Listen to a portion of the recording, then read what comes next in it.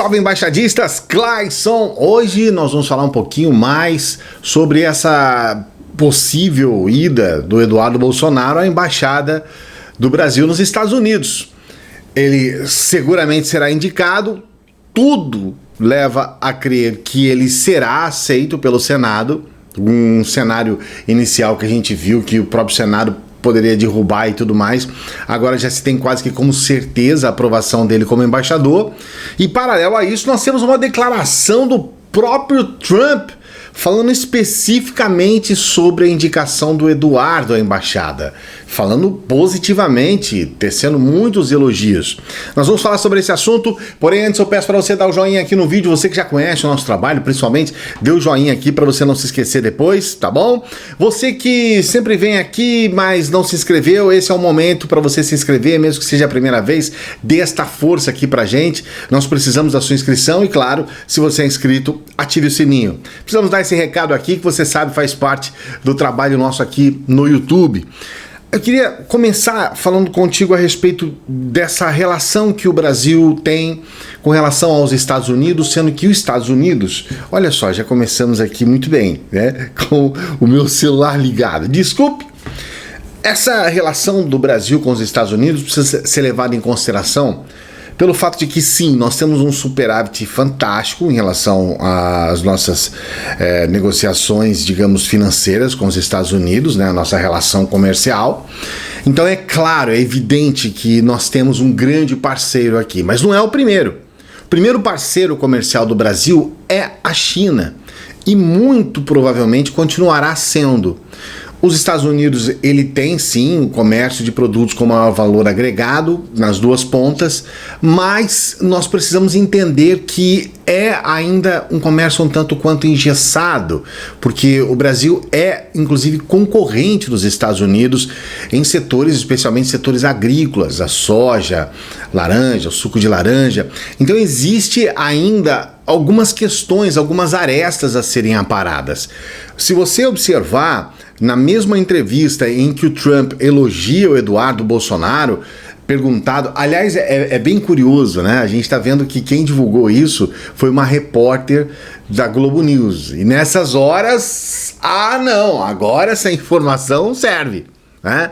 A Globo é a Globo lixo, a Globo é o pior veículo de comunicação do planeta, mas quando coloca alguma informação que aí no caso atende aos interesses, aí beleza, vamos usar essa informação aí.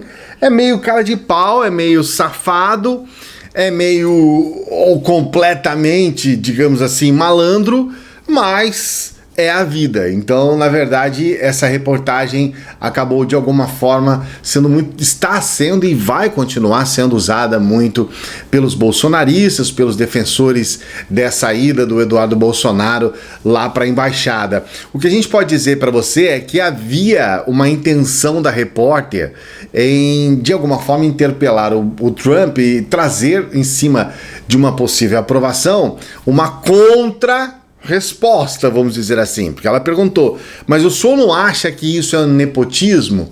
Então nessa pergunta e também nesse desenrolar todo que a gente está vendo, especificamente nessa entrevista do Trump, a gente já tem um resumo de tudo aquilo que vai ser realmente o assunto a respeito dessa candidatura e da possível ida do Eduardo Bolsonaro para lá. O tempo todo vai ser falado a questão do nepotismo, há uma possibilidade enorme do Eduardo conseguir alguns progressos, porque ele já tem algumas aberturas lá, a gente não sabe até que ponto isso pode realmente se transformar em algo palpável, em alguma questão real. Nós tivemos aqui essa semana a presença de um representante americano, deixando bem claro as ressalvas dos Estados Unidos em relação ao bom acordo que pode inclusive ser melhorado e até de certa forma para o Brasil pode ser excelente, que é o acordo com a Europa.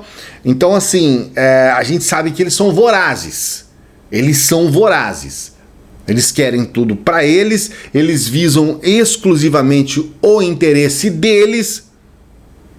É claro que a gente também aqui não vai criticar porque estão certos, estão visando, eles não são casa de caridade, é um país com as suas relações comerciais.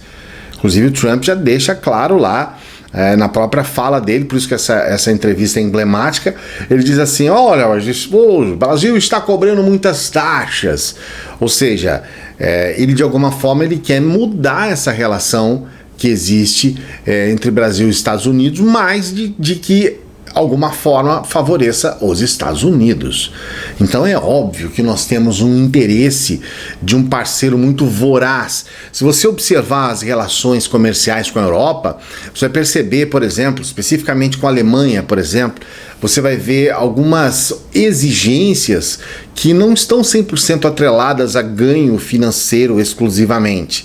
Existem exigências, por exemplo, ambientais, os produtos que são enviados para lá, eles têm que passar por certificações, questões que visam algo mais do que apenas o lucro, apenas o dinheiro. Com os Estados Unidos, e especificamente agora com o Trump, não tem absolutamente nada disso, essa coisa do sustentável, e essa história toda de ambiente, de ambientalismo, que para eles o ambientalismo, esse prefixo ismo, é associado mais à doença do que qualquer outra coisa. O que é um absurdo, nós obviamente lamentamos e condenamos isso de forma veemente, mas é óbvio que isso vai surgir, isso vai acontecer. E nós temos aí relações que podem ser extremamente ruins para os dois países nessa seara, nessa questão de meio ambiente. Por outro lado, o que podemos esperar? Se há realmente uma boa relação, se o próprio Trump admite que há uma boa relação, só podemos esperar que aconteçam coisas boas. Mas há uma questão chave nessa história toda que precisa ser colocada aqui. O Trump precisa ser reeleito. E hoje, o momento em que nós estamos vivendo nos Estados Unidos, o Trump está arriscando todas as fichas. A eleição nos Estados Unidos é diferente do que aqui no Brasil. Ele não precisa necessariamente ter o apoio popular de todo o país para que ele seja eleito, ou de boa parte. Muito pelo contrário, ele está simplesmente abrindo mão de apoios, como aconteceu agora nessa última declaração que ele fez com relação ao deputado do estado de Maryland. Então, quer dizer, tem um estado inteiro para votar contra ele, provavelmente Nova York inteiro vota contra, Califórnia, mas, por outro lado, a gente percebe que a militância ela está cada vez mais acirrada, e como o voto nos Estados Unidos não é obrigatório, a única coisa que o Trump precisa fazer é movimentar os seus, que são muito fiéis, né, os seus seguidores, para que no dia da votação chegam lá e votem. Então, muito provavelmente é isso que vai acontecer e vai favorecer. Aqui no Brasil é diferente. Lá nos Estados Unidos, o Trump tem uma margem maior, vamos dizer assim, para trabalhar com a opinião pública. Aqui no Brasil, muito menos. Porém, nós sabemos que a simples inserção de um candidato que possa fazer frente ao Trump, mas que ao mesmo tempo possa também trazer consigo uma organização maior na base partidária, do ponto de vista da política americana, a gente sabe que pode muito abalar as estruturas, porque o Trump é um caso de ame ou odeie. O Trump não teve uma boa votação popular, digamos assim. Não se sabe até que ponto essa votação que ele teve, que era convicta nas últimas eleições, ela se mantém, não se sabe se ela aumenta, é uma possibilidade muito grande que ela tenha diminuído. E no meio dessa história toda, nós temos a necessidade brutal de que o Trump seja reeleito para que o projeto do Eduardo Bolsonaro possa realmente se estabilizar. É bom lembrar que ele precisa receber ele precisa atender, na verdade, um período de 4 anos depois da saída do seu pai, ou seja, se o Bolsonaro não se candidatar, ele poderá voltar em 2024, se o Bolsonaro se candidatar e se reeleger, 2028, é arriscado demais. É muito arriscado para ele, mas ele está comprando a briga. Eles estão esperando muito que talvez o Flávio possa chegar. A ida do Eduardo Bolsonaro para lá já é uma demonstração clara de que não é ele a quem o Jair, né, o pai, está esperando como um sucessor. Porque é bom lembrar aqui que há uma intenção do Jair em ter sim como sucessor um dos seus filhos. Isso já foi declarado por ele, e nessa demonstração de carinho muito grande, de amor muito grande pelo Eduardo, é mais do que evidente que ele vai talvez querer fazer isso sim. Ele vai querer colocar um dos seus filhos na sucessão. Se o Flávio estiver ainda muito queimado e ele sai muito chamuscado, especialmente sobre essa questão que envolve até inclusive a atual esposa do Jair, recebendo aquele dinheiro do Queiroz. Então, se o Flávio conseguir sair dessa numa boa, digamos assim, sem se queimar muito, provavelmente será o Flávio aquele a se candidatar na sucessão do Jair.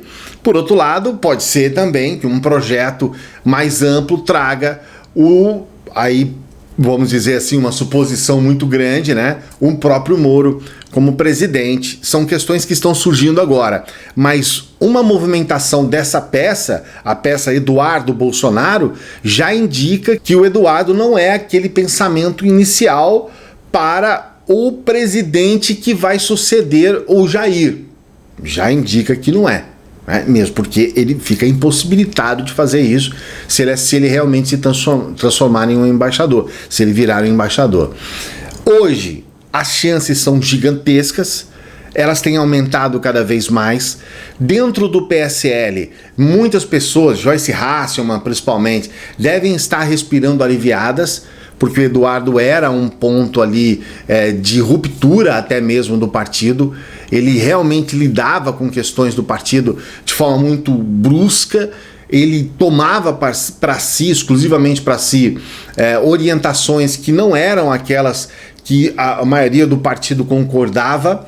Então ele realmente saindo do partido, né, não necessariamente, digamos assim, do partido propriamente, mas da atuação direta no partido e saindo também da atuação direta na Câmara, ele abre um espaço maior para os candidatos do PSL. Por outro lado, o Jair, ao retirar o deputado mais votado da história, ele também enfraquece a sua base. E o Jair não tem base. O Bolsonaro abriu mão de ter uma base consistente dentro do Congresso. Ao perder o principal nome, aquele que realmente traz uma representatividade maior, ele também sinaliza um pouco sobre, dane-se o Congresso. Então, essa articulação política do Eduardo, ela traz, como eu estou trazendo aqui para você, né? Ela traz uma série de interpretações que precisam ser vistas de um leque muito maior do que simplesmente colocar um filho na embaixada. O discurso de nepotismo parece que não vai colar.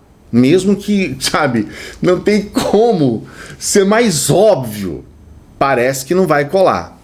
E por fim, fica a informação que eu considero a mais importante de todas elas, que é a participação do Eduardo Bolsonaro em um grupo muito especial, o The Movement.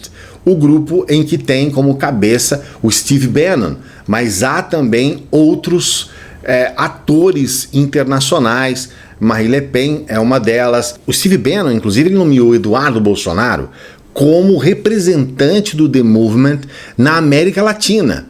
O The Movement, como eu disse a você, tem os nomes, digamos assim, os novos nomes da extrema-direita no mundo. Inclusive o italiano Matteo Salvini e o húngaro Viktor Orbán. Mas o mais interessante são as palavras do Eduardo Bolsonaro quando ele recebeu essa nomeação do Bannon. Ele diz o seguinte: trabalharemos com Bannon para resgatar a soberania das mãos de forças progressistas, globalistas e elitistas para expandir o nacionalismo razoável.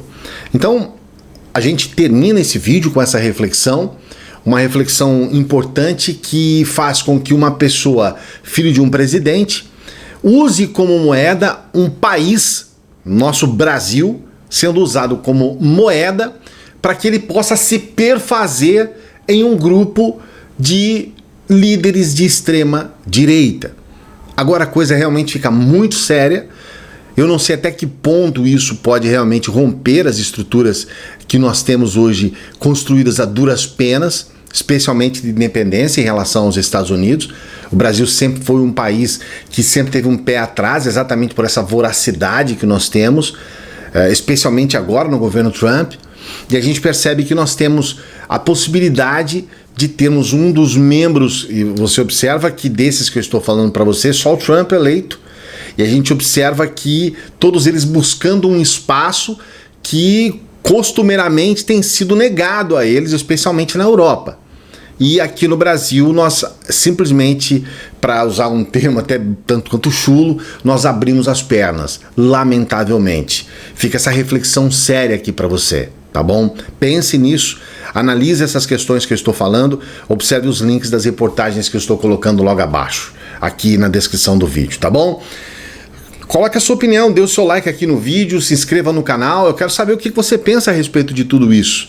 Não se esqueça que a gente está aqui justamente para trocar ideia e para trazer informação de qualidade, com uma nova visão a respeito, ou com uma diferente visão a respeito daquilo que você vê por aí na internet. Esse é o objetivo aqui do canal.